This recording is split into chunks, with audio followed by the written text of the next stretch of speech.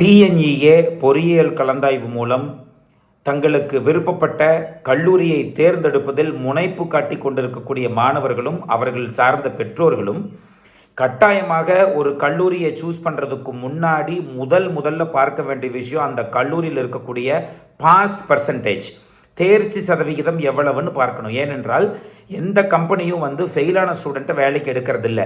அப்போது ஒரு கல்லூரியில் படிக்கக்கூடிய மாணவர் படித்து பாஸ் பண்ணியிருந்தால் தான் முதல்ல வேலைக்கே எலிஜிபிலிட்டி ஆக முடியும். அப்படிங்கிறதுனால மாணவர்களை படிக்க வச்சு பாஸ் பண்ண கூட வைக்க முடியாத ஒரு கல்லூரியில் எப்படி கேம்பஸ் பிளேஸ்மெண்ட்டோ அல்லது தகுதி வாய்ந்த வேலை வாய்ப்புகள் அங்கே கிடைக்கும் நம்ம எதிர்பார்க்குறோம்.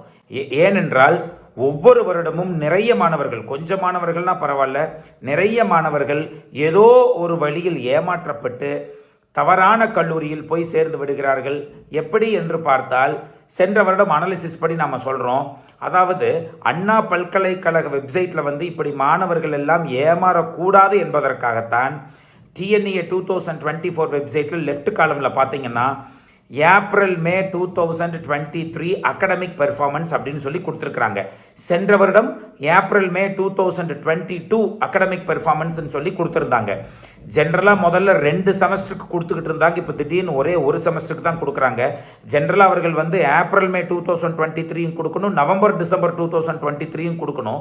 வெறும் ஏப்ரல் மே 2023 வரைக்கும் தான் கொடுத்துருக்குறாங்க. பட் இருந்தாலும் அதை வைத்து கொண்டு மாணவர்கள் எப்படி செக் பண்ணணும் அப்படின்னா, அங்கே இருக்கக்கூடிய கல்லூரிகளை எடுத்து வைத்து நீங்கள் சேரலாம் என்று நினைக்கக்கூடிய கல்லூரியில் பாஸ் பர்சன்டேஜ், தேர்ச்சி சதவீதம் எவ்வளவு இருக்கிறது என்பதை நீங்கள் தெளிவாக பார்த்து கொள்ளலாம்.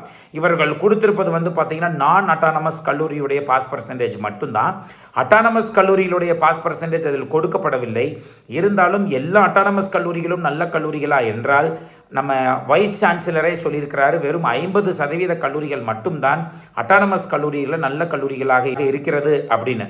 சரி, இந்த நான் அட்டானமஸ் கல்லூரியுடைய பாஸ் பர்சன்டேஜையும் சென்ற வருடம் முதலில் சீட் எடுத்த மாணவர் எந்த கட் ஆஃபில் சீட் எடுத்திருக்கிறார் அப்படின்னு வச்சு நாம் அனாலிசிஸ் பண்ணி பார்க்கும் பொழுது நெஞ்சம் பதபதைக்க வைக்கக்கூடிய ஒரு விஷயத்தை நாம் பார்த்தோம். இதில் பார்த்தால் 40% ரிசல்ட் இருக்கக்கூடிய ஒரு கல்லூரியில், பாஸ் பர்சன்டேஜ் வைத்திருக்கக்கூடிய ஒரு கல்லூரியில், தேர்ச்சி சதவீதத்தை வைத்திருக்கக்கூடிய ஒரு கல்லூரியில் 199.50 எடுத்த மாணவர் சேர்ந்திருக்கிறார். 199.50 அப்படிங்கிறது நம்ம அண்ணா பல்கலைக்கழகத்திலேயே கம்ப்யூட்டர் சயின்ஸ் இன்ஜினியரிங்கில் சீட் கிடைப்பதற்கு வாய்ப்பு இருக்குது. அப்படி இருக்கக்கூடிய ஒரு சூழலில் 40% ரிசல்ட் கொடுத்த கல்லூரியில் 199.50 எடுத்த மாணவர் சேர வேண்டிய அவசியம் என்ன? 27% பாஸ் பர்சன்டேஜை கொடுத்த ஒரு கல்லூரியில் 199 கட் ஆஃப் எடுத்த ஒரு மாணவர் சேர்ந்திருக்கிறார். அடுத்ததாக பார்த்தால் 30% ரிசல்ட் கொடுத்த ஒரு கல்லூரியில் 196 கட் ஆஃப் எடுத்த மாணவர் சேர்ந்திருக்கிறார். அது மட்டுமல்ல, 26% பாஸ் பர்சன்டேஜ் கொடுத்த கல்லூரியில் 192.50 எடுத்த மாணவர் சேர்ந்திருக்கிறார். 4% கொடுத்த கல்லூரியில் வெறும் 4% தான். 100 பேர் படித்தா 96 பேர் ஃபெயிலு, 4 பேர் தான் பாஸு. இந்த கல்லூரியில் 190.75 எடுத்த மாணவர் இந்த கல்லூரியில் சேர்ந்திருக்கிறார் சென்ற வருடம். அதே போல் 12% எடுத்த கல்லூரியில் 190 எடுத்த மாணவர் சேர்ந்திருக்கிறார். 22% பாஸ் பர்சன்டேஜ் வைத்திருக்கக்கூடிய கல்லூரியில் 190.75 கட் ஆஃப் எடுத்த மாணவர் சேர்ந்திருக்கிறார். 23% பாஸ் பர்சன்டேஜ் கொடுத்த கல்லூரியில் 190 கட் ஆஃப் எடுத்த மாணவர் சேர்ந்திருக்கிறார்.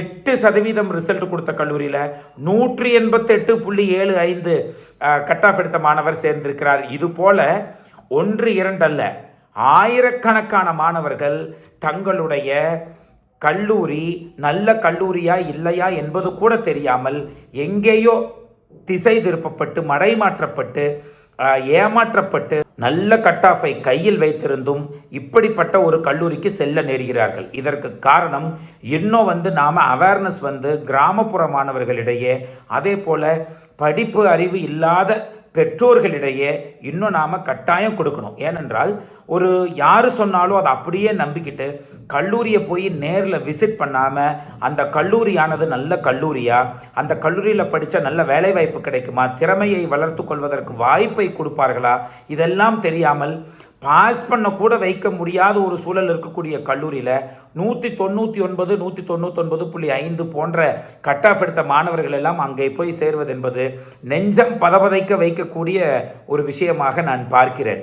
நம்முடைய மாணவர்களுக்கு இன்னும் நம்ம தமிழக அரசு முன்வந்து டைரக்டரேட் ஆஃப் டெக்னிக்கல் எஜுகேஷன் கட்டாயமாக முன்வந்து மெயினாக கிராமப்புற மாணவர்களிடையே படிப்பு அறிவு இல்லாத பெற்றோர்களிடையே கட்டாயமாக இந்த அவேர்னஸை கிரியேட் பண்ணணும். ஏனென்றால் ஒரு கிராமப்புறங்களில் ரொம்ப கஷ்டப்பட்டு படித்து பெற்றோர்கள் கூலி வேலைக்கு சென்று கிராமமாக சென்று இரத்தத்தை வியர்வையாக்கி உழைத்து தங்களுடைய மாணவர்களை படிக்க வைத்து என் குடும்பம் அடுத்த சந்ததியிலாவது நன்றாக இருக்கும் என்று நினைத்து கொண்டிருக்கக்கூடிய பெற்றோர்களுக்கு இப்படிப்பட்ட கல்லூரிகள் எது என்பது கூட இன்றும் தெரியாமல் இருப்பது தான் உண்மையாலுமே நாம் பார்க்க வேண்டிய விஷயமாக இருக்கிறது. அதனால் கட்டாயமாக அப்படிப்பட்ட ஒரு குடும்பம் நன்றாக படித்து கொண்டிருக்கக்கூடிய மாணவர்களை பெற்றிருக்கக்கூடிய குடும்பங்கள் அடுத்தடுத்த தலைமுறைக்கு எடுத்துக்காட்டாக விளங்க வேண்டுமே தவிர தவறான கல்லூரியை சூஸ் பண்ணி அவர்கள் வாழ்க்கையில் கீழே செல்லக்கூடாது என்பதற்காக